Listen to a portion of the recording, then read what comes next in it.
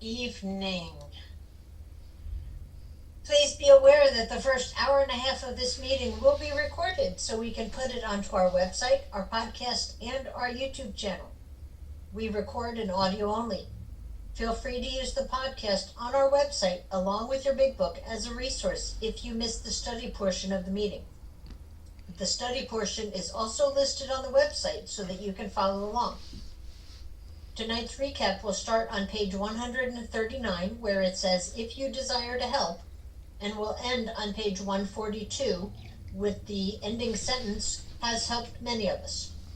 And our study portion tonight will start on page 142, "Next he can be assured," and will end on page 144, "The use of the book alone." And do we have any announcements? Good evening, family. My name is Jamie, very grateful recovered alcoholic. And it was a busy weekend, folks, and not just with the thunderstorms here. We had a pre-conference meeting with our delegate on Saturday to talk about some things that will be coming up in general conference. We'll put together an email to send out to you, or I actually have a recording of it. So if you will text me if you want it, I will be happy to send you the recording of it. I think most all of you have my number, but it will be put in the chat also. And then we had a great group conscience last night.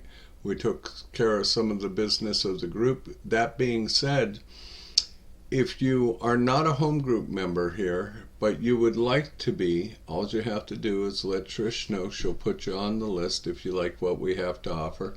And what does that mean? What's it look like? It means that you get to participate in voting how this group works and operates. It also means that you will have service opportunities in the group and so on, and we would love to have you because we are family here. And lastly, I will be headed off to Assembly next Friday for second quarter Area 64 Assembly that will be held in Gatlinburg, and I'll be there for the weekend. And while I'm no longer GSR of the group, what I will do is take information, give it to our GSR Pinky so that she can convey it to you through our business meetings and emails. That being said, that's plenty to go on for that. So good evening again, family. My name's Jamie, very grateful recovered alcoholic. And welcome to the Lewisburg Primary Purpose Big Book Study Group to prepare for our Big Book study. Let's get focused by having a 3-minute moment of meditation followed by our family's fog light prayer. And I'm a recovered alcoholic. My name is Trish. Thanks for joining us tonight. We're going to start the meditation in a minute, so please take a moment to get situated. Please be aware of background noises when you are unmuted and sharing is to not distract others or possibly even yourself. We suggest that we all observe proper Zoom etiquette. If you wouldn't do it in a live meeting, please don't do it here. And just a friendly reminder, absence of profanity offends no one. Please keep yourself muted during someone else's share, and we will call on you in the order that hands are raised. And from the forward to the first edition of Alcoholics Anonymous, we of Alcoholics Anonymous are many thousands of men and women who have recovered from a seemingly hopeless state of mind and body. To show other alcoholics precisely how we have recovered is the main purpose of this book and of this group. For the meditation, some suggestions are: focus on your breath and posture, breathe in God, and breathe out self. Take this time to reconnect with God and let the craziness of the day drift away. Ask God to help you focus on the study. And now we will invite the monks in to do what the monks do so well. So enjoy your time with God, folks.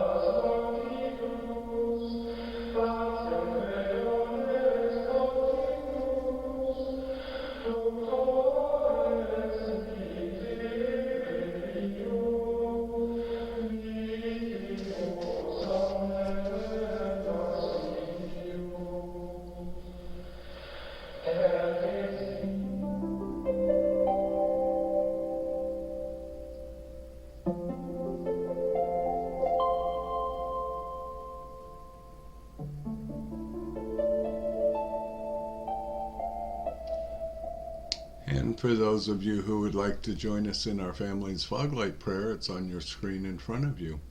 God, let your love shine through us like a foglight, so that those that are lost, sick, and dying can find your love through us. Amen. And let's have our secretary's report. Come on in, Donald. My name is Donald, and I am the Gandalf the Red Pickle, and I am a recovered but not cured alcoholic, and I am your recovered alcoholic secretary. And I've asked Taylor to read the recovered statement. We read this notice to explain why many people of the group identify as recovered rather than recovering, and what it exactly means to be a recovered alcoholic. Yeah. Miss Taylor, take it away. Okay. Recovered. We are not cured of alcoholism. Recovered but not cured? That presents a conflict to some alcoholics. If we were cured, we would be able to drink responsibly. No, we are not cured.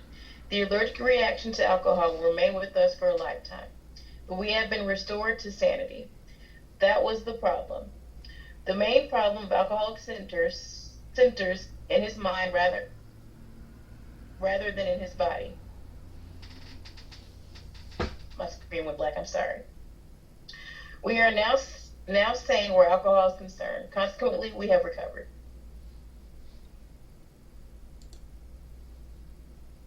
All right.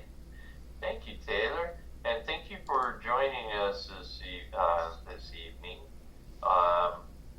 We meet every Tuesday night at 5:30 Central Time, 4:30 Pacific, with the Gerbil Fellowship Cage, where we chatter for an hour before the start of the meeting. Feel free to bring side dishes to share with the buzzards. Our Big Book study starts promptly at 6:30 Central Time, and we ask that you be courteous and ready to begin at the sound of the foghorn. We take our Big Book study seriously. Because of this, chat will be disabled during the study.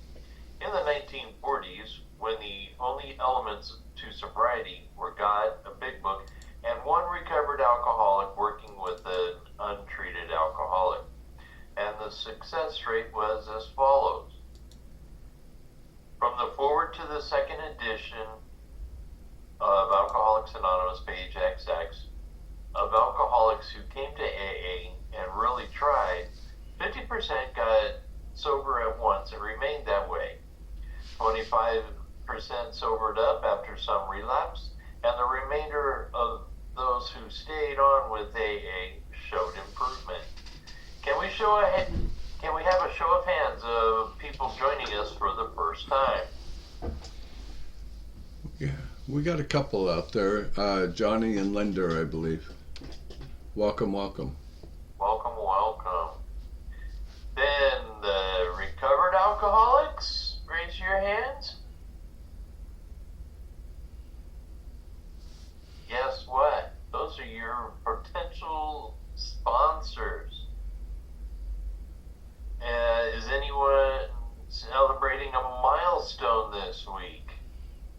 Yes. Somebody is. Trish, you're muted. We've got one. Who's that? Nancy. Nancy. Oh, that's me. Look Oh, at wow. that. Yeah, What a beautiful color. that is 27. That's a lot of numbers. And it's pickle green. And it's pickle green. Oh my gosh. Yeah. Happy birthday. Thank That's you. hand rolled. Congratulations, Nancy. Congratulations, Thank sister. you. Do we get to sing happy birthday to her? We can. Yeah. Everybody ready? Unmute. All right. Everybody unmute, please. And join in the festivities. Because Right. we're alcoholics and we love to celebrate. Well, lead it off, Donald. All right. I know what. And a two. Happy Happy birthday birthday to you. Happy birthday to you. Happy birthday, hand-rolled pickle. Happy birthday to you. Keep coming back and read the book and call your sponsor and take the steps. Keep coming back. What? Or All right. Great singers, all of them. Now, if everyone will kindly remute themselves, please. thank you. If you should require a big book of your own, we have large print editions available that can be sent to you by Buzzard Mail. Delivery time is questionable. Please remember to practice our 7th tradition by donating to the group address, Venmo, or PayPal posted in chat and on your screen. Our suggestion is to purchase a big book and take an untreated alcoholic through the program of recovery. Please visit our website posted in the chat. Thank you, and we shall see you next week. All right, Donald and Taylor, thank you so much for your service tonight, and Nancy, happy birthday and thank you to that as well. Thanks for sharing it with us. From Chapter 2, there is a solution. The tremendous fact for every one of us is that we've discovered a common solution. We have a way out on which we can absolutely agree and upon which we can join in brotherly and harmonious action. This is the great news this book carries to those who suffer from alcoholism. This is an open meeting, and as such, all who have an interest in alcoholism and our program of recovery are welcome. Because this is an open meeting, you need not identify yourself nor your reason for being here if you do not wish to do so. Your anonymity will be protected. We ask that you protect ours. While this is an open meeting, membership in this group is limited to those who wish to recover from alcoholism and have a desire to stop drinking for good and all. Each member of Alcoholics Anonymous is a potential sponsor of a new member and should clearly recognize the obligations and duties of such a responsibility. Before we begin our study of the Big Book, last week we reviewed Tradition 7. Tonight, let's take a quick look at Tradition 8. Please refer to page 562 of the book Alcoholics Anonymous. And come on in, Art.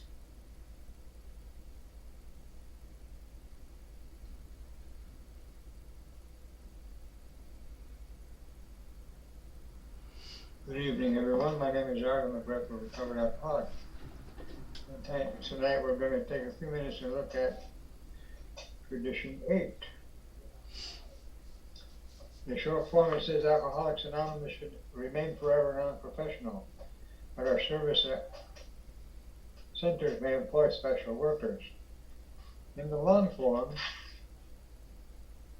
it's a bit longer. Alcoholics Anonymous should remain forever non-professional. We define professionalism as the occupation of counseling alcoholics for fees or hire. But we may employ alcoholics where they're going to perform those services for which we might otherwise have to engage non-alcoholics.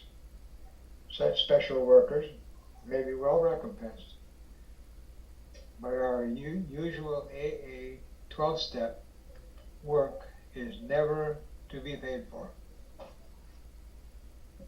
And just on its surface, that pretty much summarizes and tells us what Tradition 8 is all about.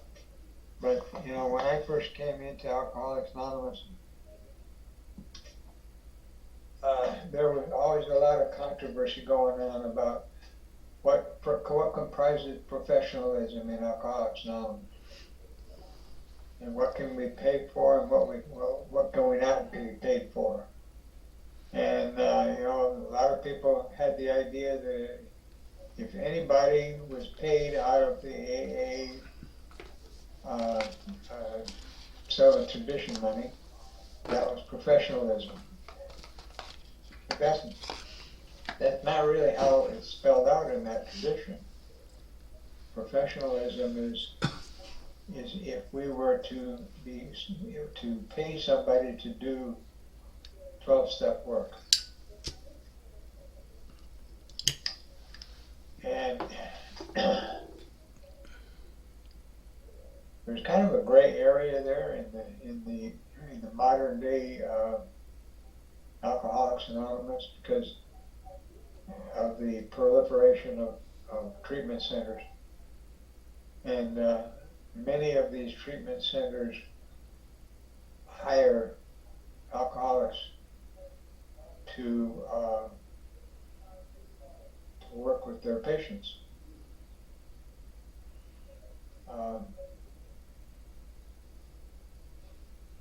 Is that professionalism? I suppose in a strict definition, probably it is.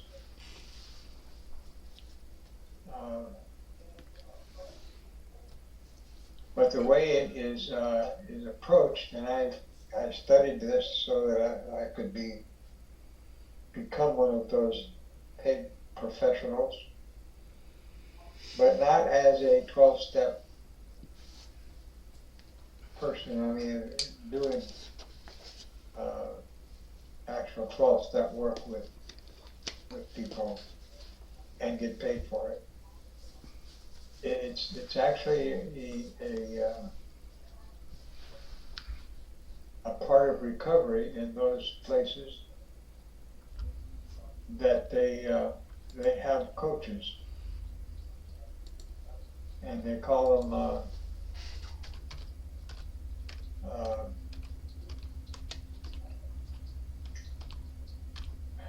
what is it, CPSS, Certified Peer Support Specialist. So I never got to do any work in that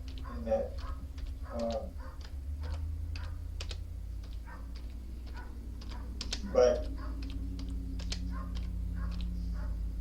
what they do is not really 12-step work.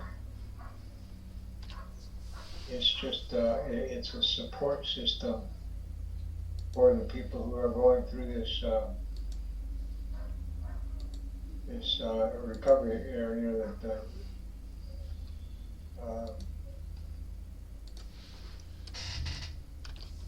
detox and recovery.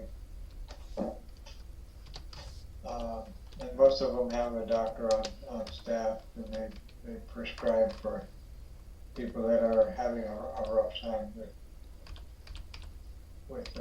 withdrawals and but that's apart from 12-step work. The way it puts it in the 12 and 12 is that these people are not actually doing 12-step work, but they're making they're facilitating a facility where 12-step work can happen. For example,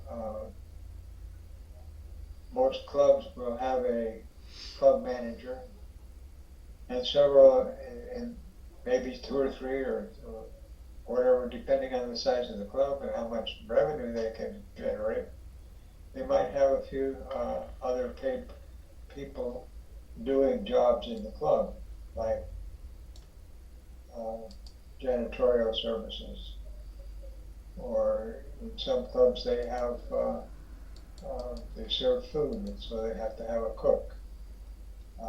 Sometimes those things are taken care of by volunteers, and other times,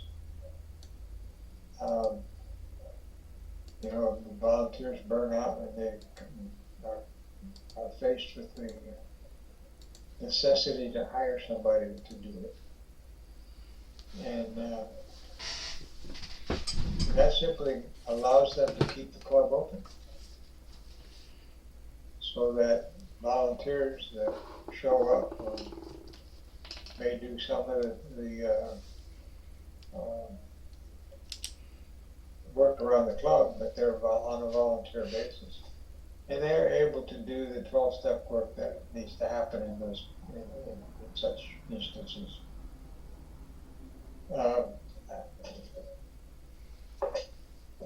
There's a book of Bill's writings for the grapevine called The Language of the Heart.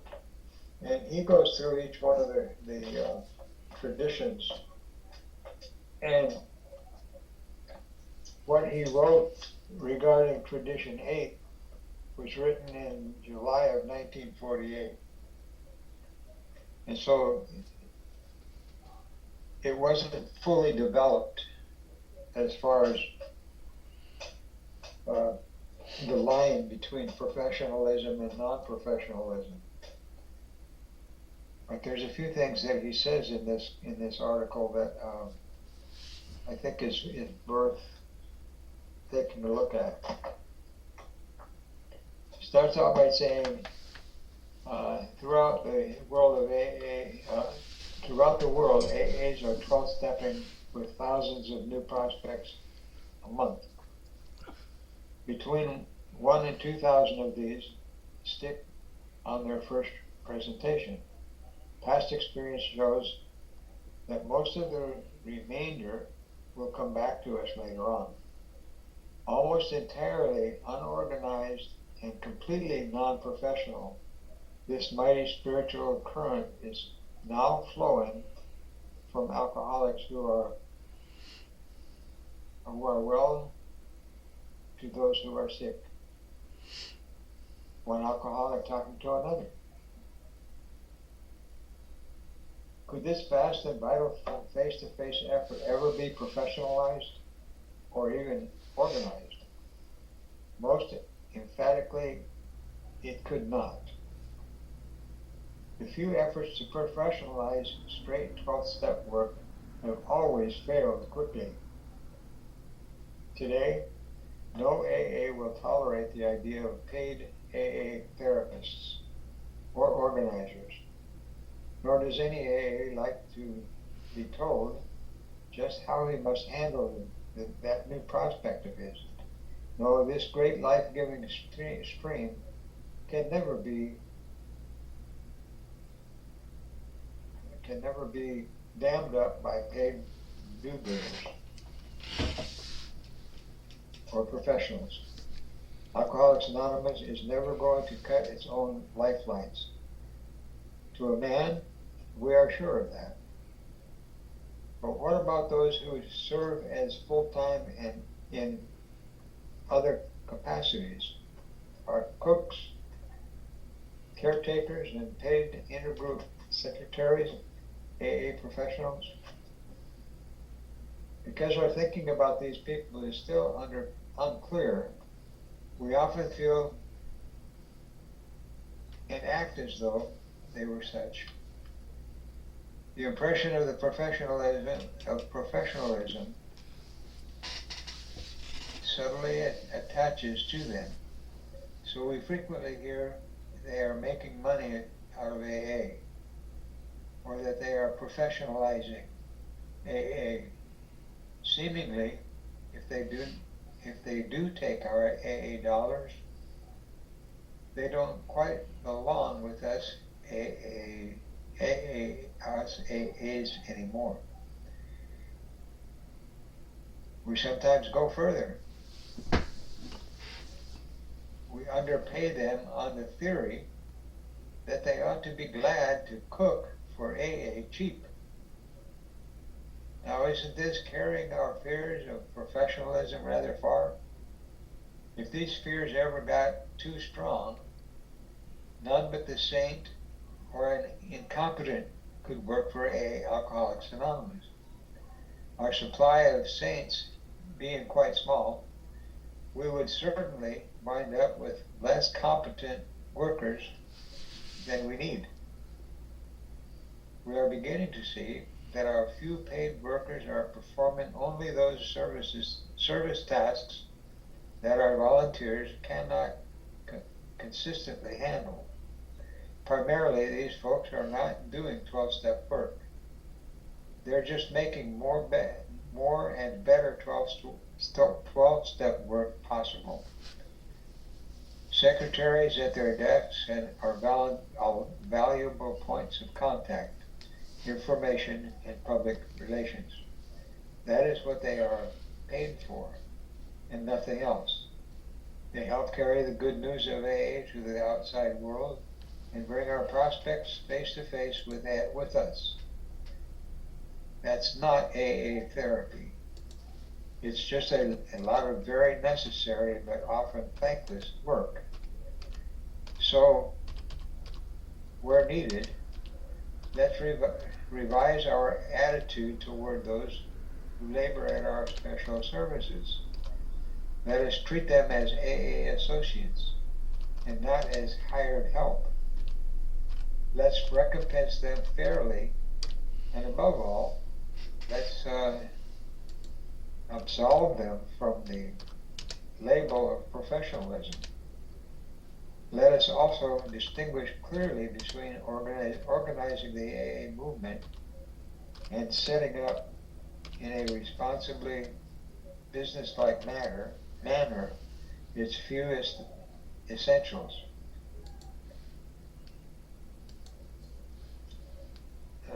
Essential services of contact and propagation. Once we do that, all will be well. The million or so fellow alcoholics who are still sick will then continue to get the break we 60,000 AAs have already had. Let's give our service desks and the hand they so well deserve. So he's talking in 1947 or 48 about the attitudes of some of the then members of Alcoholics Anonymous towards other members of Alcoholics Anonymous who take positions of service and get paid for it. And he's suggesting that even back in that at that time, suggesting that we need to lighten our attitudes towards them and not ostracize them as being professionals or making money from AA. And that's a conversation that was still going on when I got sober in 1978. So it's been a topic of discussion for many, many years. It still goes on today, but I think there's less. Today there's less of attitude that they should work for cheap, or that somehow by taking these service positions they have abandoned Alcoholics Anonymous, because that's not the case at all. And with that, I think I've taken enough time. Thank you. Thank you so much, Art. Thank you for your service tonight. And now it's time for our weekly segment of That Ain't in the Book. We hear a lot of stuff said in meetings that can't be reconciled with the program as described in the Big Book of Alcoholics Anonymous. One of the things we often hear is, there are no musts in the program. And Nancy's going to come in and tell us what it has to say about that in the book on page 74 in the second paragraph. Welcome, Nancy, and happy birthday again. Thank you. Nancy Alcoholic. The rule is we must be hard on ourselves, but always considerate of others. Thank you so much, my friend. Thank you, Nancy. As we study, please make use of the pens, highlighters, and rulers so that you can share this experience with another alcoholic. In order for us to stay focused as we study the book, we use the Big Book's study guide prepared by Joe and Charlie and Krusty Cliff of the Dallas Primary Purpose Group. Tonight, we're going to start our recap on page 139, which will be read tonight by Larry, followed by our study portion, which will be read by Lisa. After the page is read, we will ask questions from the imaginary podium, starting back at our study portion that Lisa reads. The answers will be one sentence unless otherwise specified, and multi-part questions are simply a one-sentence answer split by commas, semicolons, hyphens, and other fun bits of punctuation. Basically, in English, what that means is that we are going to read the material once through and then dissect the information a second time through the question and answer format. Notice how the language in the question gives us a new light in which to consider the study material. This is important because hearing the question and rereading the content offers a definite way of comprehending the material covered. After we've completed the study, we open up for comment, questions, and observations based on what was just read. If you have spiritual experiences with this information, you are free to share. Please keep your share on topic and under 5 minutes.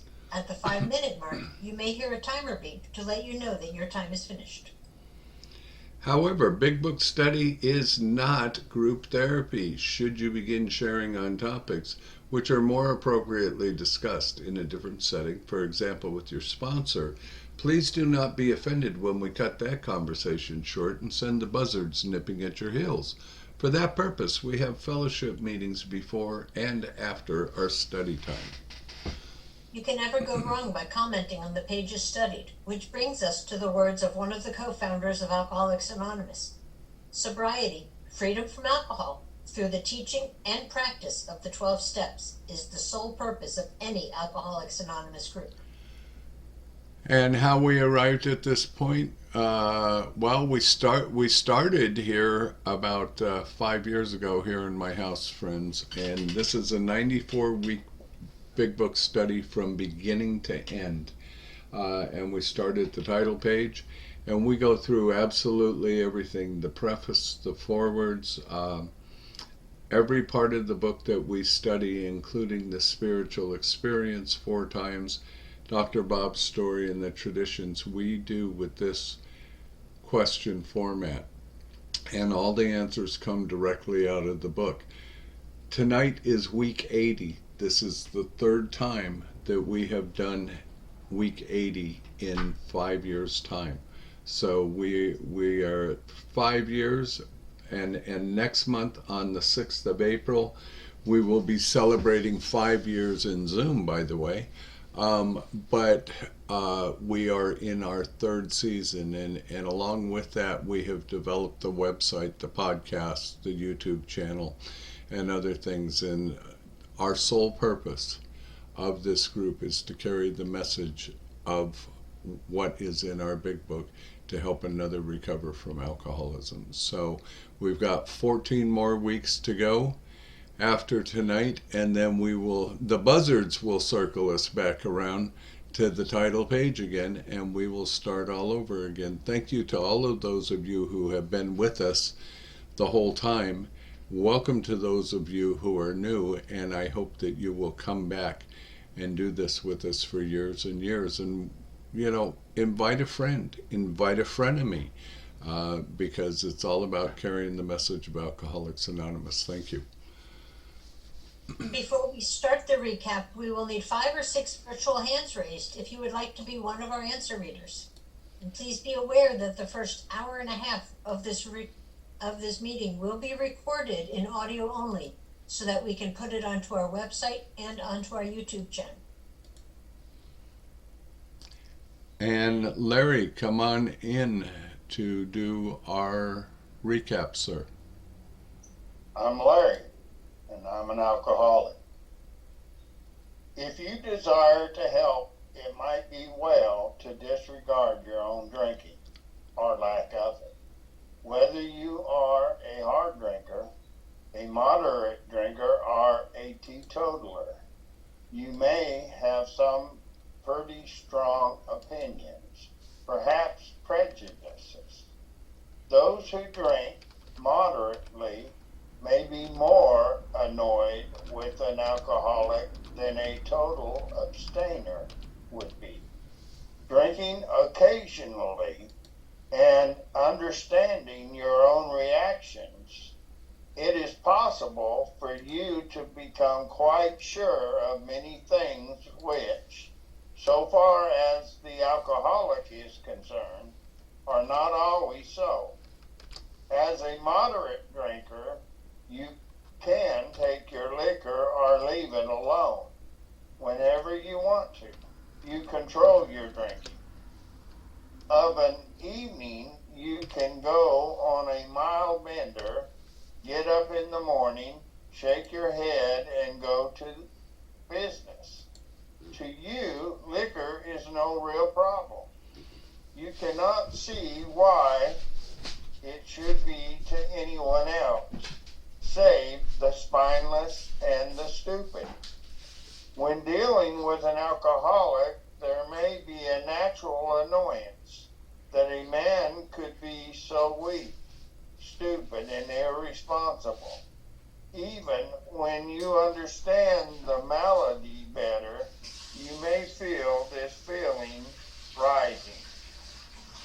A look at the alcoholic in your organization is many times illuminating.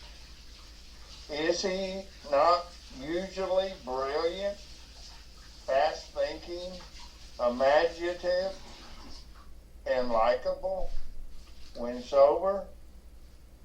Does he not work hard and have a knack of getting things done? If he had these qualities and did not drink, would he be worth retaining?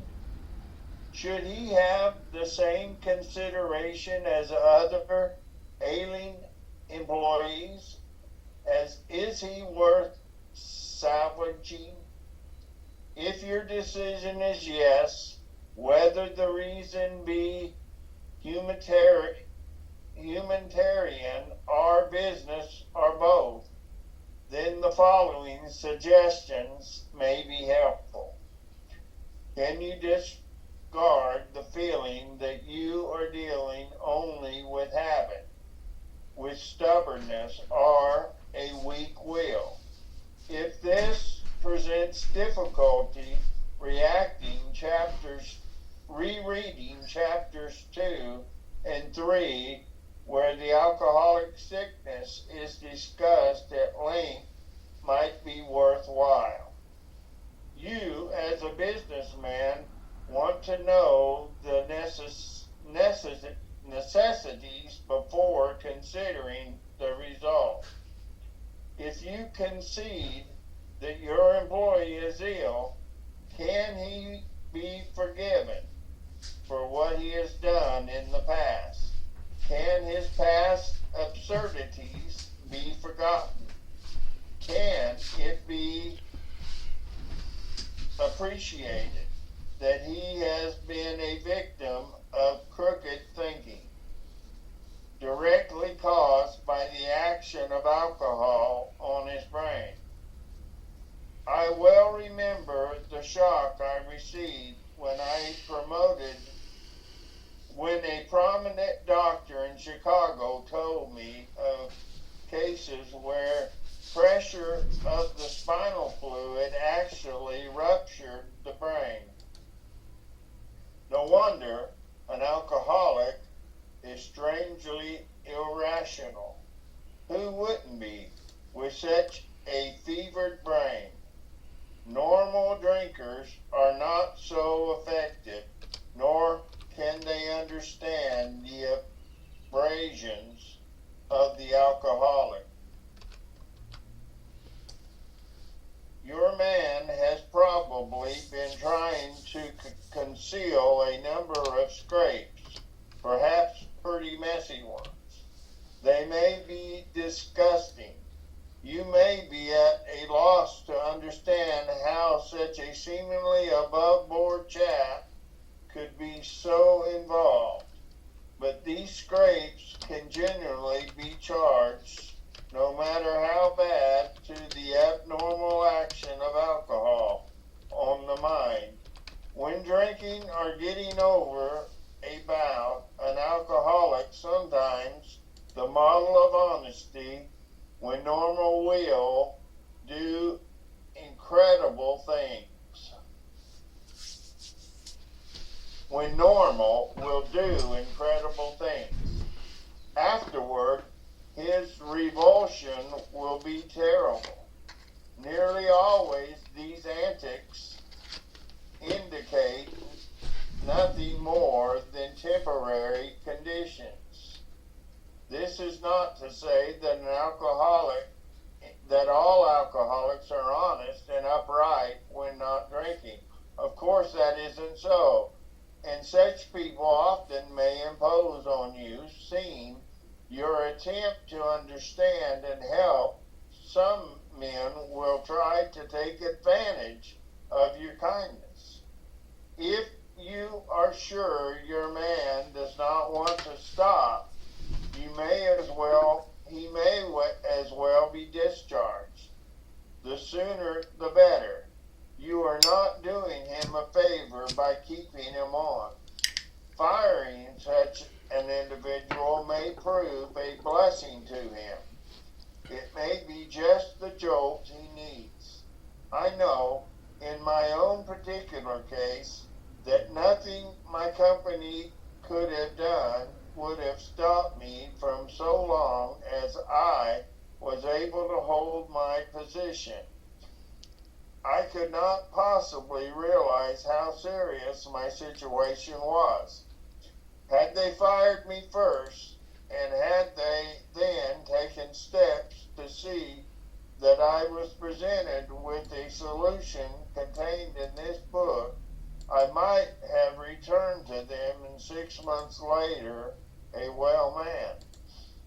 But there are many men who want to stop, and with them you can go far. Your understanding treatment of other cases will pay dividends. Perhaps you have such a man in mind. He wants to quit drinking, and you want to help him, even if it be about alcohol, only a matter of good business. You now know more about alcoholism. You can see that he is mentally and physically sick. You are willing to overlook his past performances. Suppose an approach is made something like this. State that you know about his drinking and that it must stop. You might say you appreciate his abilities, would like to keep him, but cannot if he continues to drink. A firm attitude at this point has helped many of us. Thank you, Larry. Thank you for your service tonight. And Lisa, come on in with the study portion. Hey everyone, I'm Lisa. I'm an alcoholic. Next, he can be assured that you do not intend to lecture, moralize, or condemn. That if this was done formally, it was because of misunderstanding. If possible, express a lack of hard feeling toward him. At this point, it might be well to explain alcoholism, the illness. Say that you believe he is a gravely ill person with this qualification, being perhaps fatally ill. Does he want to get well? you ask because many alcoholics being warped and drugged do not want to quit. But does he? Will he take every necessary step? Submit to anything to get well? To stop drinking forever? If he says yes, does he really mean it? Or down inside, does he think he is fooling you? And that after rest and treatment, he will be able to get away with a few drinks now and then. We believe a man should be thoroughly probed on these points. Be satisfied he is not deceiving himself or you. Whether you mention this book, excuse me, whether you mention this book is a matter for your discretion. If he temporizes and still thinks he can ever drink again, even beer, he might as well be discharged after the next bender, which, if an alcoholic, he is almost certain to have. He should understand that emphatically, either you are dealing with a man who can and will get well, or you are not. If not, why waste time with him? This may seem severe, but it is usually the best course. After satisfying yourself that your man wants to recover and that he will go to any extreme to do so, you may suggest a definite course of action. For most alcoholics who are drinking or who are just getting over a spree, a certain amount of physical treatment is desirable, even imperative. The matter of physical treatment should, of course, be referred to your own doctor. Whatever the method, its object is to thoroughly clear mind and body of the effects of alcohol. In competent hands, this seldom takes long, nor is it very expensive. Your man will fare better if placed in such physical condition that he can think straight and no longer craves liquor. If you propose such a procedure to him, it may be necessary to advance the cost of treatment, but we believe it should be plain that any expense will later be deducted from his pay. It is better for him to feel fully responsible. If your man accepts your offer, it should be pointed out that physical treatment is but a small part of the picture. Though you are providing him with the best possible medical attention, he should understand that he must undergo a change of heart. To get over drinking will require a transformation of thought and attitude. We all had to place recovery above everything, for without recovery, we would have lost both home and business. Can you have every confidence in his ability to recover? While on the subject of confidence, can you adopt the attitude that so far as you are concerned, this will be a strictly personal matter, that his alcoholic derelictions, the treatment about to be undertaken, will never be discussed without his consent? It might be well to have a long chat with him on his return. To return to the subject matter of this book, it contains full suggestions by which the employee may solve his problem. To you, some of the ideas which it contains are novel. Perhaps you are not quite in sympathy with the approach we suggest. By no means do we offer it as the last word on this subject. But so far as we are concerned, it has worked with us. After all, are you not looking for results rather than methods? Whether your employee likes it or not, he will learn the grim truth about alcoholism. That won't hurt him a bit.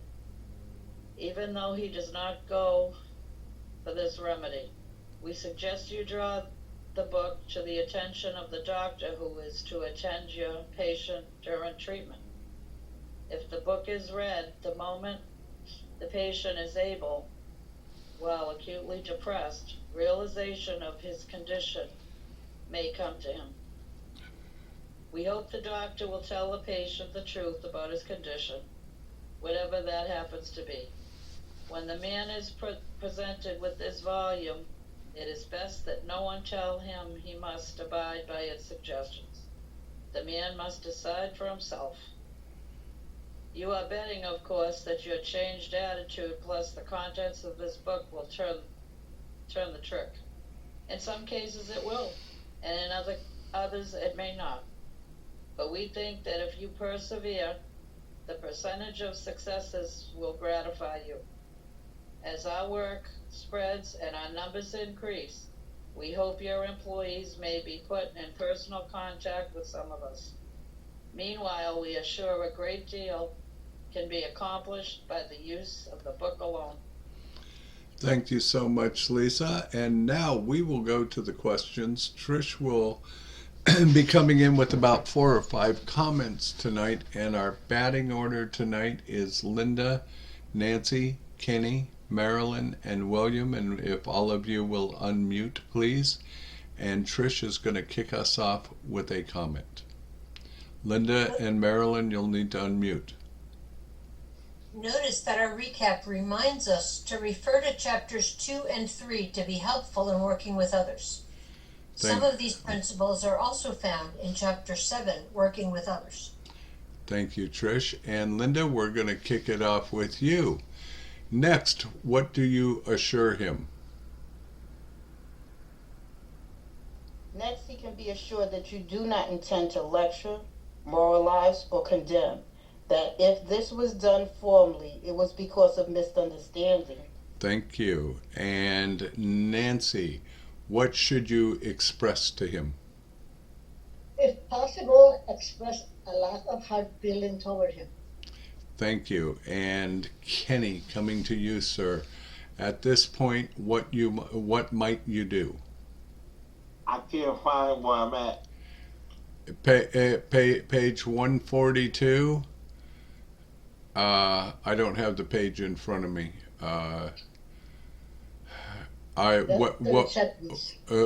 Third sentence, you said, Nancy? Mm-hmm. Okay, Yes. Third sentence, Kenny. If possible. No, it will be No. at this point. At this At this point, it might be well to explain alcoholism, the illness. Thank you. Well, Marilyn, coming to you. 2-part question. A, tell him you believe he is what? And B, what question do you then ask him? Say that you believe he is gravely ill, gravely ill person with qualifications, being perhaps fatally ill. Does he want to get well? Thank you. William, coming to you, sir. Why would you ask this question?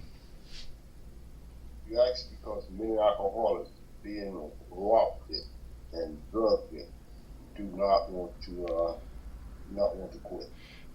Thank you. Miss Linda, coming back to you. What question must be answered before you proceed? But does he? Thank you. Nancy, you should be assured he is willing to do what? Will he take every necessary step, submit to anything to get well, to stop drinking forever? Keep going.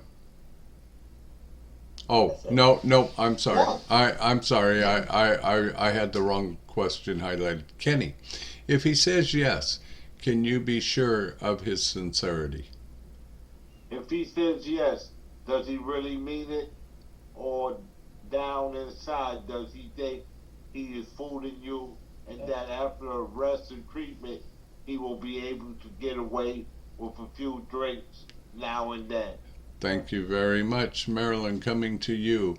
What should he be thoroughly probed on?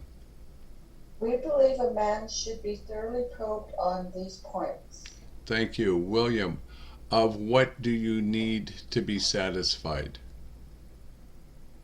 He's satisfied he is not deceiving himself or yours or you. Thank you. Linda, what is a matter for your discretion. Whether you mention this book is a matter for your discretion. Thank you, Nancy. Two-part question. A, if he decides to quit for a little while, believing he can then drink successfully, what should you probably do after his next binge? And B, by then you can be reasonably certain that he is what? If he temporizes and still thinks he can ever drink again, even beer, he might as well be discharged after the next bender, which, if an alcoholic, he is almost certain to have. And I'm coming in with two comments. The first is a question. Does this question and answer describe the type 3 alcoholic from the doctor's opinion? And the next is a definition. Temperances. Tries to put off or wiggle out of making a decision, or to evade or avoid a decision. Thank you. And Kenny, coming to you, what should he understand before the conversation is concluded? He should understand that emphatically, he should understand that emphatically. That's it. Thank you, sir. Marilyn, what do you need to find out about this person? Either you're dealing with a man who can and will get well, or you're not. Thank you, William. If he is not sincere, you may decide to do what? If not, why waste time with them? Thank you. Linda, coming back to you. Would this be too severe? This may seem severe, but it is usually the best course. Thank you. Nancy, once you are convinced he is sincere, what might you do? After satisfying yourself that your man wants to recover and that you will go to any extreme to do so, you may suggest a definite course of action. Thank you. Kenny, if he is drinking or coming off drunk, what may he need? For most alcoholics who are drinking or who are not just getting over a spree, a certain amount of physical treatment is desirable, even imperative. Thank you. Marilyn, who should make the call regarding his physical treatment? The matter of physical treatment should be, of course, be referred to your doctor. Thank you. William, why may this be necessary? Whatever the method, the objective is to thoroughly clear the mind and body of the infected of alcohol. Thank you. Linda, should this process be either long or expensive? In competent hands, this seldom takes long, nor is it very expensive. Thank you. Nancy, why is this desirable? Your man will fare better if placed in such physical condition that he can think straight and no longer crave liquor. Thank you. Kenny, if this is indicated, you might find it necessary to help him in what way? If your purpose, if you propose such procedure to him, it may be necessary to advance the course of treatment, but we believe it should be made plain that any expense will later be deducted from his pay. Thank you. Marilyn, why is that? It is better for him to feel fully responsible. In today's working world, many companies and insurance companies have treatment plans available to the sick and suffering alcoholic. Most companies value their employees and would like to keep them. Thank you, Trish. And Marilyn, if the man agrees to proceed, what must he be told? If the man accepts to offer, it should be pointed out that physical treatment is but a small part of the picture. Thank you. William, what should he understand? So you are providing him with the best possible medical attention. he should understand that he must undergo a change of heart. Thank you. And Linda, coming back to you, what must happen to him if he is to survive alcoholism? To get over drinking will require a transformation of thought and attitude. Is this another way of saying spiritual awakening? Thank you. And Nancy, where must we place recovery in our priorities? We all have to place recovery about everything. For without recovery, we would have lost both home and business. Thank you. Kenny, with what question are you faced? And you have every confidence in his ability to recover. Thank you. Marilyn, what question should you be able to answer? While on the subject of confidence, can you adopt the attitude that so far as you are concerned, this will be a strictly personal matter, that is, alcoholic derelictions, the treatment about to be undertaken will never be discussed without his consent. Thank you. William, what might you do with him to help answer these questions? It may be well to have a long chat with him on his return. Thank you, Linda. But what about the subject matter of this book? To return to the subject matter of this book, it contains full suggestions by which the employees may solve his problem. Thank you. Nancy, how may some of our ideas appear? To you, some of the ideas which it contains are novel. Thank you. Kenny, perhaps you might not agree with what? Perhaps you are not quite in sympathy with the approach we suggest. Thank you. Marilyn, two-part question. A, do we believe we have the only solution? And B, why do we believe in it? I'm sorry, I'm going to have to pass because I lost my spot. Okay, William, coming to you with the same question. I'll ask it again. Two-part question. A, do we believe we have the only solution? And B, why do we believe in it? By no means do we offer it as the last word on this subject, but so far as we're concerned, it has worked with us. Thank you. Linda. Linda, what are you really interested in? After all, are you not looking for results rather than methods? Thank you. Nancy, whether or not your employee likes our program, what will result anyway? Whether your employee likes it or not, he will learn the grim truth about alcoholism. Absolutely. Kenny, will this prove harmful to him? That won't hurt him a bit, even though he does not go for this remedy. Thank you. Marilyn, what do we now suggest you do? We suggest you draw the book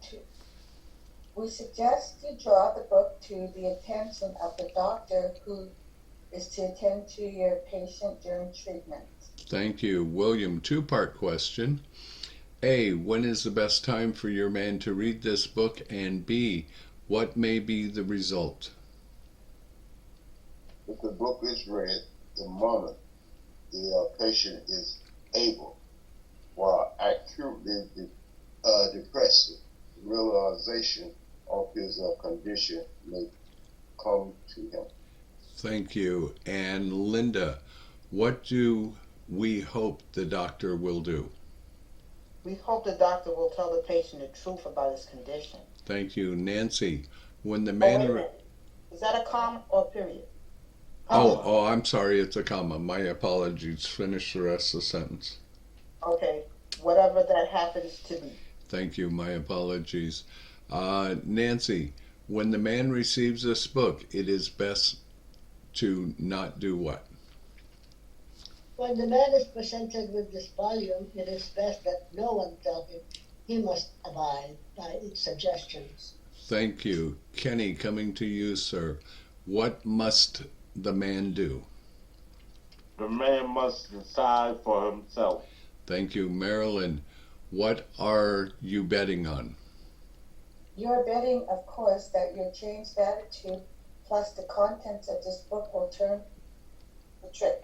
Thank you. William, is that a sure thing? In some cases, it will.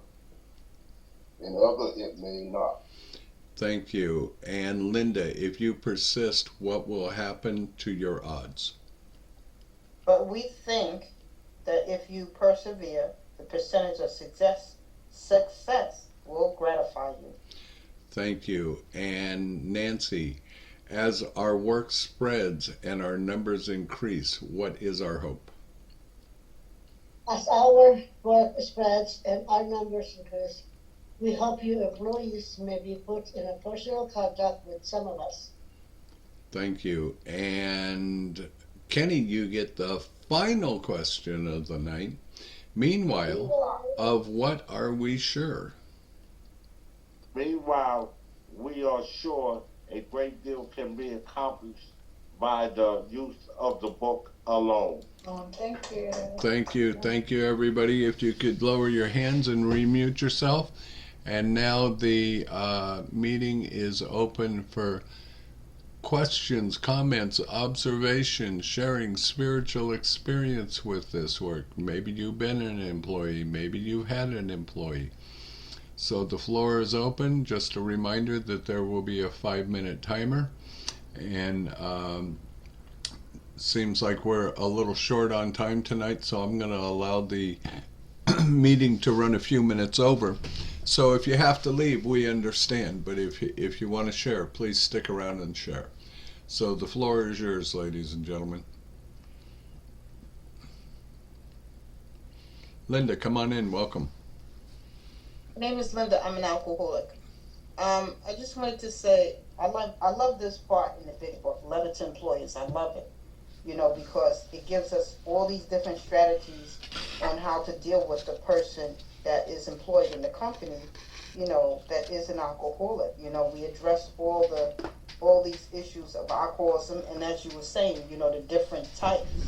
I like the part where it says, is he serious? And that one right there, I underlined. It said, and I put down, is he for real? He says yes. Does he really mean it? Or down inside, does he think he's fooling you? And that after rest and treatment, he'll be able to get away with a few drinks now and then. There was one guy that was in the rooms, and he had a job. He left the job. And I also like the part where, the doctor, hopefully the doctor will tell that person the truth about their alcoholism. And this person, says, we hope the doctor will tell the patient the truth about his condition, whatever that happens to be. And this guy that was in the rooms, his condition was he had a liver that was bleeding.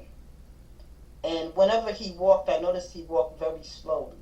And, I remember when I had an operation on my side, we don't realize how many muscles in our stomach that we use when we walk, but we do. So if you get an operation anywhere on your side or in your stomach or somewhere, as soon as you get up and it's not so much in your house, but once you hit that concrete and you're walking, you're going to feel it. So he used to walk like that, like he was in pain. And later on, I found out about his stomach, And so this guy went back to work. Instead of staying on disability, he went back to work. As they say, quote unquote, that saying, he got his ribs out of hot. He thought he was okay because he was back at work, and he went back too soon. And he went back out drinking, and this guy died. He was so ready to get back to work when really this man was really sick. He should have just went on disability. That was just my thinking, that he should have just went on disability permanently. But he went to get back to work, and he thought, I'll go get help. I'll go get the help, because he was in the AA meetings. But then when he went back to work, we didn't see him no more. And this disease is deadly. This disease is deadly.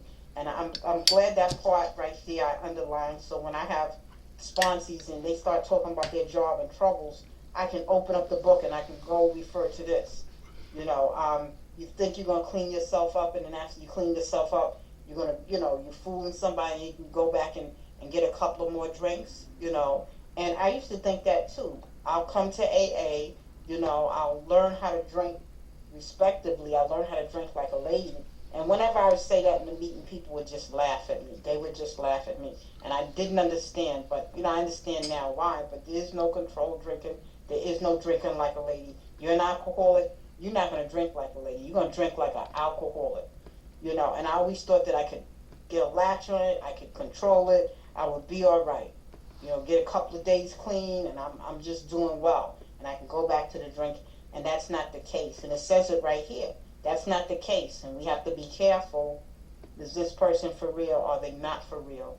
And the HR departments nowadays in companies, they deal with people. They counsel them. And as I was listening to last week, as Jamie was saying, in certain cases, that's it. You drink, they're taking your license from you. There is no ADA, there's no protect, that's it. And in some cases, it is like that. It is, because you're in a position where it's crucial. It's very important what you're transporting or what you're doing, how many lives that you have in your hand. Like a surgeon, I remember when I saw that movie Flight with Denzel Washington, and at the end, he said it. He said, no, he said, they were trying to blame it on this lady, the lady that got killed. And it wasn't her. It was him, and he knew it. And at the end, he said it. He said, no. He said, I'm an alcoholic. He said, matter of fact, I'm drunk right now. And you see the lady just walk away. You see, I guess, the woman that was interrogating me, you see her walk away in slow motion. And it's just that moment in time when he came to realize the gig is up. And he lost his, I forgot what that is, that license that the pilots have. And he lost it, and he ended up in jail. And those kind of situations, there's no recourse. There is no recourse. Sometimes there is no protection. So, as I was saying, employers do use this. They do use this, but in some cases, there's no recourse. There's no second chances. Thank you for letting me share. Thank you, Linda. Glad you're with us. And who's next, folks? Come on in, William. Good to see you, brother. Yeah, good to see you. Good evening to everybody. My name is William Alcoholic, And when we read this, I tell you, when I went through this, I was clueless about what was happening to me, and all this stuff that we read today, I see my counselor who counseled me to 12-step me there for AA. Did follow all the direction from this big book, and I didn't realize it until we began to read this big book, And I told y'all about the little guy who 12-stepped me, and he didn't say that it gravely ill. He said, you're a very sick person. So I got a resentment, of course, of that. When he said I was very sick, because I was an athlete, and always equated my sickness to my physical ability. I didn't know how mentally sick I was until years later. It was years later when I went to that. And one of the things I realized when I was down there, I realized this. I stayed 28 days there. And in those 28 days, they paid $14,000. They gave me the receipt. But thank God for my insurance, And they had, for my job, it was very safety sensitive. They had, the business had a alcohol and drug program, and the union had one. So I was able to go to the union because I knew something was wrong with me, but I didn't know what. And I suddenly didn't think it was alcoholism. I didn't think it was that, But they sent a memo around, and I still remember just like yesterday. And it was like, to me, it was top secret. But I had a top secret clearance when I was in the military, And I wouldn't tell none of the people that I was hanging out with how I was feeling, suicide and all that stuff was going on inside of me, But I would tell them about what the drink did would make me have hangovers and stuff. And they would give me advice. They would tell me change the color, change the liquor, eat before you drink, and all that stuff. And I tried all that stuff, and it never worked, But I thank God for it, you know. And I remember going there for those 28 days and being counseled by the people. And Alcoholics Anonymous came in, and they came in like 200 or more of us sitting in the auditorium when they came in, you know. And I was identified with them so much. I thought they were actors, you know. That's how sick I was, y'all. I thought they were actors coming in to fool me. You know, I was identified, shaking my head, everything they said, man. And my counselor told me when I was leaving, my counselor told me, said, William, when you leave here, go to AA. William, when you leave here, go to AA. I said, I can still wait 6 months, a year. And last thing I told her, I said, I can stay away from it 3 years by myself because I thought I had this willpower, you know, because a lot of materialistic stuff that happened in my life, and I came from a hard place in life, so I thought that was because of my willpower, you know. So I thought I could do the same thing without hurting, but it just didn't work without hurting, you know. So I was in and out of the room like a revolving door, you know. So I'm a practical person, you know. You can tell me, William, that stove is red hot. Don't touch it, because it's going to burn you. But I'm one of those alcoholics that will say, I can weave my hand over it like that, and it won't burn me, you know. So definitely, when I got out, my counselor gave me a envelope and puts a letter inside of it. He said, if you ever pick up told me to go to AA, if I ever pick up another drink, read that, open an envelope up and read what was inside of it, you know.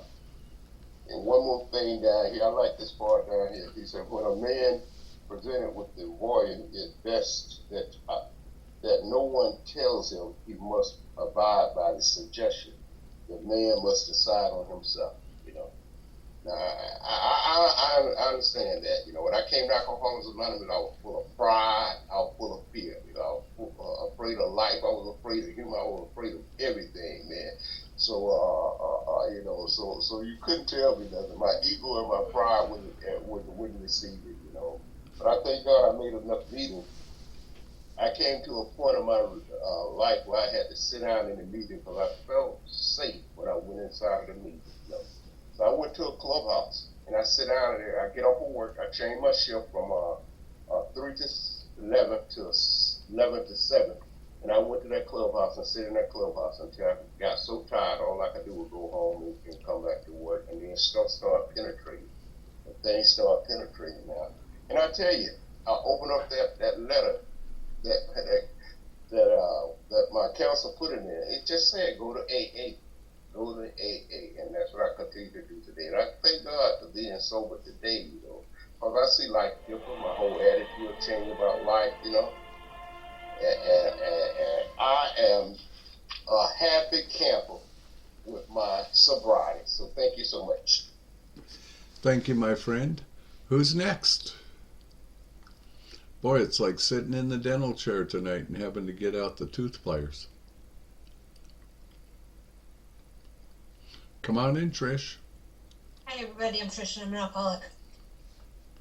And you know, I can't help but think and recognize as we're reading this and as it's asking the employer, are you willing to take every step to help him to get sober? Are you sure he means it? Are you going to ask him these questions? And then it goes on to say, you're either dealing with a man who can and will get well or you're not, and if not, why waste time with them? And you know, we heard the same thing back in working with others on page 96 where it tells us if he's not ready, have him go and try again. See if he can control his drinking. So the process is the same, whether it's an employer, whether it's somebody walking into a meeting, somebody that I'm working with. But if they're not interested in stopping, if they're not interested in getting sober, there's not a whole lot I can do for them. And there's not a whole lot of, and why would I want to put a whole lot of time and effort into somebody when there might be somebody else I could help? There's probably one major player drink-wise that I remember that I used to work with, and I didn't realize how much he drank and how bad his drinking was until a couple of months after I left the company and some stuff happened. But I don't know that I would have said anything to him at the time because he was above me, he was one of my supervisors, and I wasn't as well informed what's in the book and how to present the information. Certainly, if I was in that position today, I would have no problem either going to, maybe not to him, but to someone else at his level or above him who may be able to give him the information and then make myself available to talk to them. But he wasn't somebody at the time that I felt I could approach with a drinking issue or with any issue, because he just wasn't somebody approachable. But on the other hand, with what I know today, would I want to take that chance and have the difficult conversation with the superior, with the supervisor, knowing if down the road, if nothing else, I'm planting seeds and the possibility of saving his life. So if that should come up again at work, I know I would jump at the chance to share with somebody. There are people at work now, more people where I work now, who know that I'm in the program than at any other job that I have. Because I want to make available to the employees if they need it, or the family members who we interact with. Because I want to be available. I want that hand of AA to be there if somebody's looking for help. And those who know that I'm willing to talk know that they can call me. They all have my number either at work or here at home on my cell, so that I can be available to help people. And I forgot to set the timer. So I can be available if somebody reaches out and they're wanting help. Thanks. Thanks, Trish. And I was going to call you on not setting the timer, but I thought, nah, she'll figure it out. Who's next?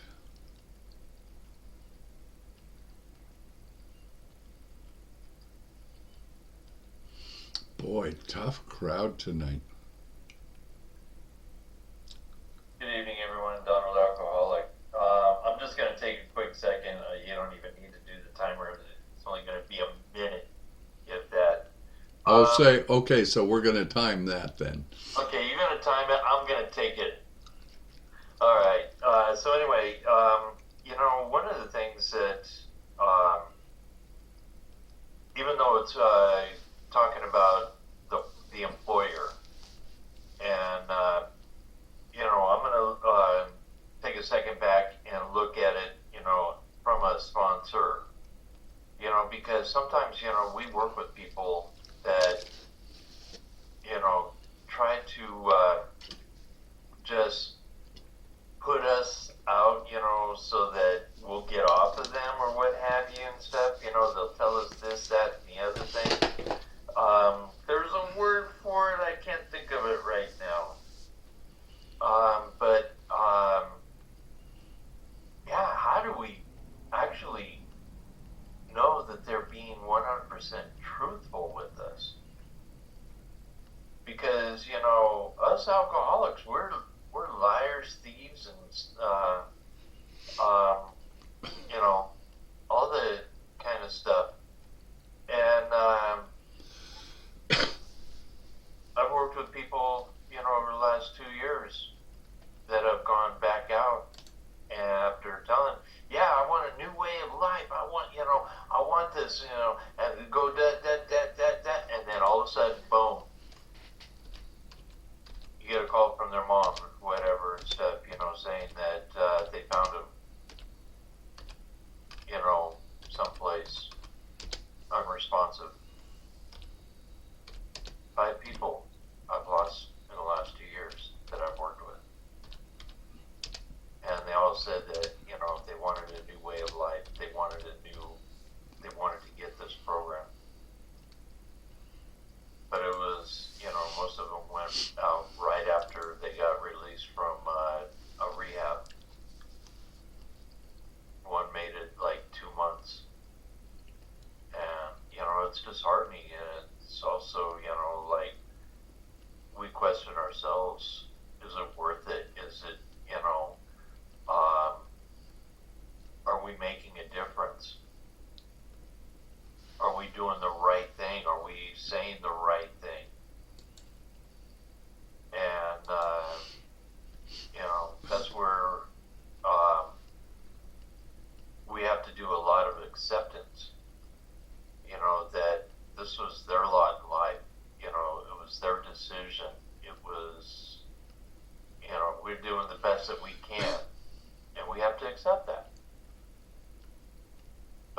disheartening and stuff, whenever you get lied to and you pour everything into these people and they just don't get it. They just don't care. So, God bless you guys. There was a lot of things that I did want to say and stuff, but one thing I do want to say is that if I'm not reading the responses, I get to mark a lot more in my book. So, God bless you guys. Thank you. Thank you. Epic fail on that minute or less, brother. Just kidding. Gemma, come on in. Welcome. Good to see you. I thought you was gonna go. No, you go first. Oh, okay. I'm an alcoholic. I was eating, so I had my camera off. I didn't want you guys to be disturbed by me eating, but I took a bite because I thought Jamie was going to go. It's a good reading because it's a good reminder of not only recognizing where boundaries kind of come in. I tend to be gratuitous and helpful. I tend to, Donald, not drooling. I wasn't drooling. Anyways, I get asked a lot for money in the rooms. So much so it's to the point where I feel like sometimes that's the only reason that people reach out. And I need to keep that checks and balances in effect. And a big part is codependency and enabling were some of the reasons that I had struggles. I would give and give and give.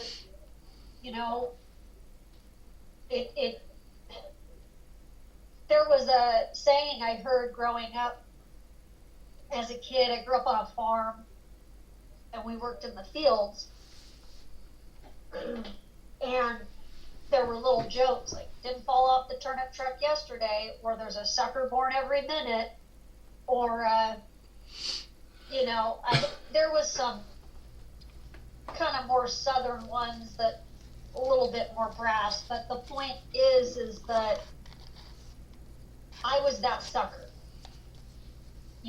There's a guy that sleeps in the alley and has a dog, and he's always on social media asking for help. He's a white guy, about 45 to 50, and he talks about recovery and getting sober. Yet he's been offered housing. He's been told he could go to these clean and sober houses. Because he posts, and then people it's like the boy who cried wolf, right? Eventually people stop listening, but they haven't, because there's a sucker born every minute. And he posted last night asking for help. And what people don't know is he gets like $600 a month food stamps. He gets like $1,400 or $1,600 a month disability. He's been offered housing, and he does not want it, because guess what? He can't drink. He cannot drink in those environments. And at some point, we have to respect the person's decisions. I have an uncle who helped form the Black Panther Party, right? I grew up in Oakland and South Central, in all kind of areas. And there was this one guy that wore a purple suit. He had a top hat and a cane. I'll fill in the blanks. He was a pimp, okay? And he always had a flask. I didn't see him for a long time. And he was always walking. He was smooth, right? He reminded me of Luther Vandross, right? Just very smooth, deep voice.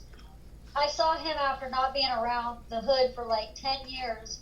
He came to our farm, big old white Cadillac, wearing a white suit. And I go, oh my God, it's so good to see you. I ran up and said hi. He had completely changed his life. He got sober. He was no longer a pimp. He still wore big gold chains. He still had gold teeth.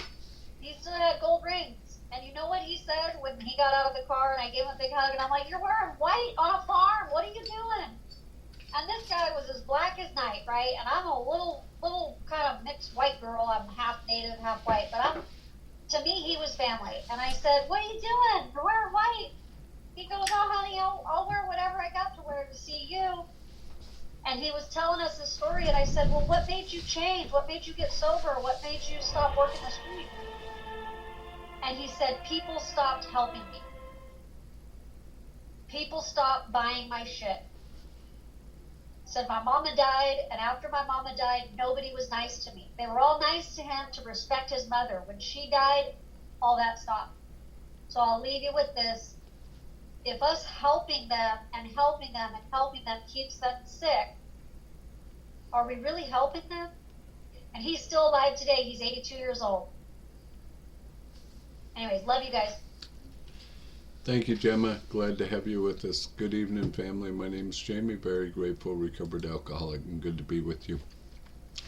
There's a lot of things that I can say about this part of the book and that I have said in past weeks. I've been on both sides, employee and employer.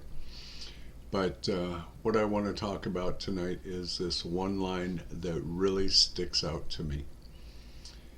If the book is read the moment the patient is able, while actually depressed, realization of his condition may come to him. That's profound.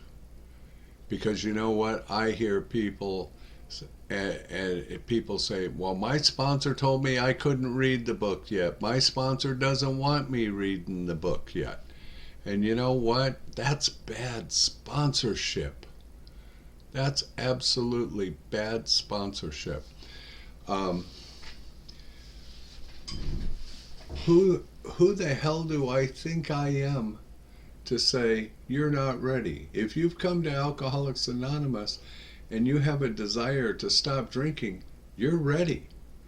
And the quicker I can get someone into the book, the better chances they have. The first 100 did not mess around 6 months, 8 months, 9 months, any of that. They did this stuff in a matter of hours and days.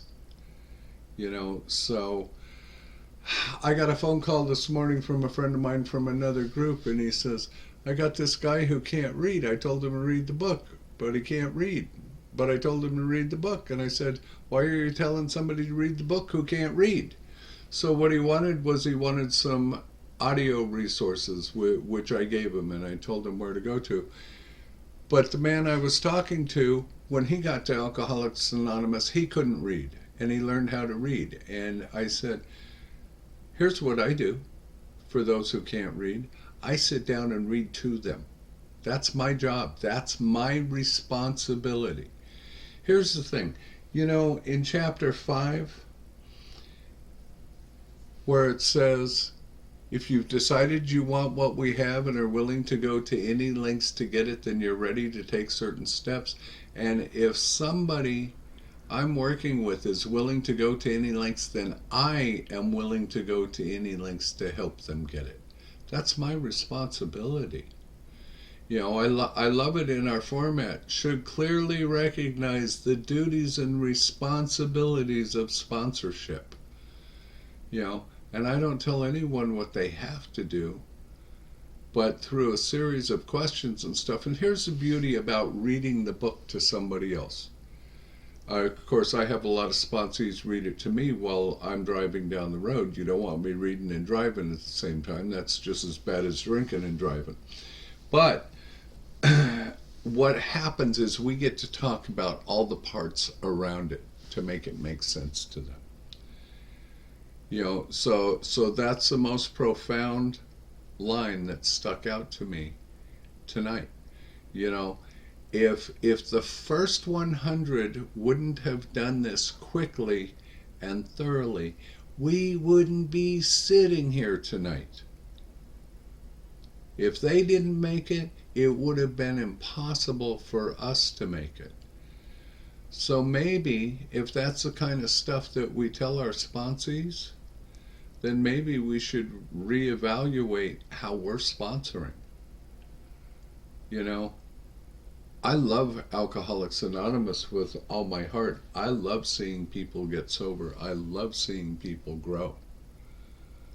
But I can look at this particular line and this chapter and see where it develops compassion in our hearts. It develops understanding in our hearts. And if I just take my mind out of it, so I don't do any Jedi mind tricks, I'm okay. You know, the other thing is, and Trish alluded it to in the chapter of working with others, but also in chapter 3, and I've heard people say, oh, the big book of Alcoholics Anonymous tells you to go out and get drunk. No, it doesn't. But on page 31, it says, if you're not convinced, go try some controlled drinking. Do it more than once to get a good feel of the nature of your disease.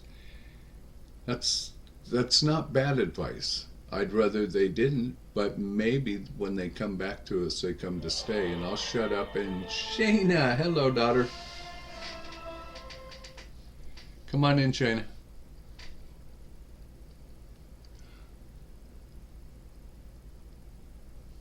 Can't hear you. Kill the buds. And now you froze. Uh-oh. Oh, Okay. there you go. We got audio and we got movement. It's the weirdest thing. My AirPod things don't work. I can hear, but I can't speak. Anyway, Shayna, recovered alcoholic. Thank you for this meeting. I'm going to pull up the text because I don't have my book. I was trying to multitask with babies. I don't know if you can still see me or not. But anyhow, thank you for this meeting, and thank you for the reading. A few things popped out at me. Of course, while we're reading, I'm trying to relate to it. And I've not been the employer, but I have certainly been the employee. And I was trying to think, if anybody really reached out and said anything, tried to help me in this sense. And it wasn't. But in a sense they did, because my insurance did help me get to a treatment center. And it wasn't because I was like, oh yay, I think I have a problem, ready and willing. It was circumstances got painful enough, and I was, I didn't know what else to do. It was kind of that mixed paradoxical situation of, backed into a corner and ask, if there is a God, let me get that moment of clarity or whatever. Either, let me die, or show me another way. And for whatever reason, I like to thank God, I made that decision to go to treatment, to prove that I wasn't an alcoholic. And it wasn't until I was there in treatment that was the first time I had known about the big book, but I had not really listened, had not really thought it applied to me. But it was presented to me at the treatment center, not like, oh, hey, here, have this is your new Bible. But they did take us outside of the treatment center and brought us to an AA group. And it wasn't until I was listening, desperate enough to listen, and found myself in Bill's story. And I thought, oh my gosh, this old book in the 1930s, like, they know my story, maybe. And I think that's what kind of grabbed me. So then I thought, okay, well, maybe they do know something, because maybe I'm not that special. Or maybe I can relate to these people. They understand me. And then, where it says here, perhaps you have such a man. Wait, hang on. He wants to quit drinking, and you may want to help him, even if it be only a matter of good business. Hang on. You now know more about alcoholism. Being in this program for a few years, I feel like I still did not understand alcoholism. What I thought an alcoholic was a decision of choice, that, you just want to keep drinking, and you've made yourself homeless, and now you drink out of a paper bag. I didn't understand that it was a physical allergy with the mental obsession and then the spiritual malady. I didn't understand that. I didn't understand that alcohol itself was merely a symptom. And it wasn't until getting in here and reading the big book and working with sponsors and listening to well-versed speakers that it explained that to me. And I think I love that part where it says, maybe it's not a great idea to say they have to follow this every single thing, but throughout the book it gently tells you that we quit for keeps and for good and all. Yes, we have a desire, but I can't say I want to quit and I don't want to drink and I have a desire to change my life and here's a solution, and then go right back out and say and drink and then be like, why, I do want it again. I don't, maybe I said that incorrectly, but if I'm willing to, I think they say it in How It Works, rarely have we seen a person fail when they have fully, or I'm sure I'm saying it wrong, but when they have thoroughly followed our path. And the path is right here. It's literally the directions. And I'm sorry, I kind of went over a little bit, but it's okay. The beeps got me. I don't know. I lost myself, but I'm very grateful to be here, and I'm very grateful for sponsorship and people that that wrote this book, and the people that practice the big book and pull out the big book and read it and study it and practice it and apply it. So thank you. Love you all. Thank you, Shana. I can tell you how to find yourself. It's in the book. Right?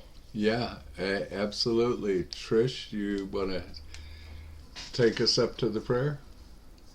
Sure. In our closing reading from page 164, our book is meant to be suggestive only. We realize we know only a little. God will constantly disclose more to you and to us. Ask Him in your morning meditation what you can do each day for the man who is still sick. The answers will come if your own house is in order. But obviously, you cannot transmit something you haven't got. See to it that your relationship with Him is right, and great events will come to pass for you and countless others. This is the great fact for us. Abandon yourself to God as you understand God. Admit your faults to Him and to your fellows. Clear away the wreckage of your past. Give freely of what you find and join us. We shall be with you in the fellowship of the Spirit, and you will surely meet some of us as you trudge the road of happy destiny. May God bless you and keep you until then. Thank you, Trish. Thank you for everybody being here and your participation tonight. We are extremely grateful. And I'm going to say this before we close out. The disease of alcoholism knows no prejudice or bias whatsoever. Doesn't care if we're man, woman, or child. Doesn't care about our skin tone. Doesn't care about our national origins. If we're it doesn't care about what our sexuality is or anything else. It's an equal opportunity destroyer. And we're raised from our families from the time we're little with all kinds of prejudice and bias. The good news is is the big book of Alcoholics Anonymous doesn't know any prejudice or bias either. It's here and it's available for everyone. And in my experience, if I follow the directions, all of those prejudice and bias that I was born with and raised into slip away, because it all becomes about carrying the message to help another alcoholic. And that's the beauty of all of it.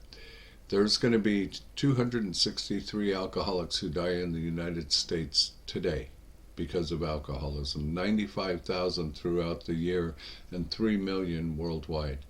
And you know what? There's a certain percentage of them who have been in the rooms of Alcoholics Anonymous, whether it was sentenced by the courts or whatever it may be, and tragically didn't want what we have to offer. So let's take a moment of silence for those who are sick and suffering.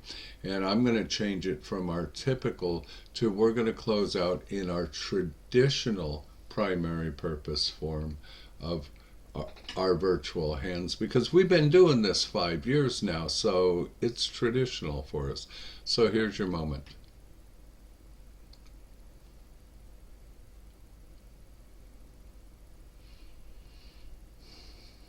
Thank you.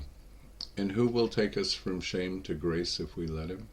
Our Father, who art in heaven, hallowed be thy name. Thy kingdom come, thy will be done, on earth as it is in the heavens. Give us this day our daily bread, and forgive us our trespasses, as we forgive those who trespass against us. And lead us not into temptation, but deliver us from evil. For thine is the kingdom, and the power, and the glory, forever and ever. Amen. Thank you, folks. Thanks, everybody. It really Well, have a does. good evening. Thank you.